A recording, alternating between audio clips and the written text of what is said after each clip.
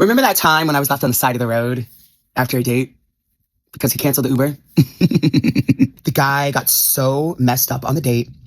He also cried 3 different times on the date after telling me how much he loved me. This was only our second time hanging out. He kept disappearing to the bathroom, and coming back acting weird, if you know what I mean. And after I opened up to him about my Mormon upbringing, he literally had the audacity to 30 minutes later say the reason he felt like I wasn't opening up to him was because of my Mormon upbringing and I need to let my guard down and let him in because all he wanted to do was love me. And then he proceeded to cry again. I knew that was manipulation. And I want to be clear, on paper, this man has it all going on. Great job. He has a dog, his own apartment, lots of friends.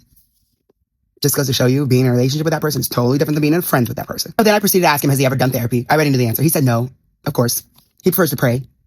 So he even told the waiter, as the waiter came back, that we were going to be together and this was his boyfriend. Mind you, this is our second time hanging out. And he kept talking about himself the entire night. Never really asked questions about me, really. And I decided I want to go home. Of course, I'm not dumb. He wants to stay out. And I was like, okay, well, I need to go home. I'm going to go to the train. Bye. He's like, oh, no, I call it Uber for my baby. I call it Uber for my baby. He calls Uber. I get in. I'm in the Uber for a little bit by myself. We make it to the Queensbridge. And the Uber goes, you canceled the ride. I go, what? Are you sure? So then I call the guy that I was on the date with. He's mumbling. He's not even making sense. I tell him he canceled it. He acts like he doesn't even know what I'm talking about. So the Uber gets out of the tunnel and says, get out of this Uber. Kicks me out on the side of the road. The Uber that the guy called for me. Yep.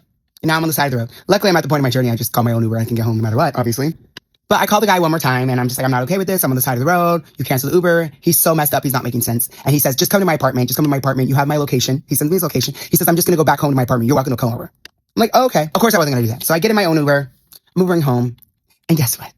I see the guy's location on my phone. And guess where he goes? The Eagle. That's where he ends up after the date with me. I'll let that speak for itself. He left me on the side of the road.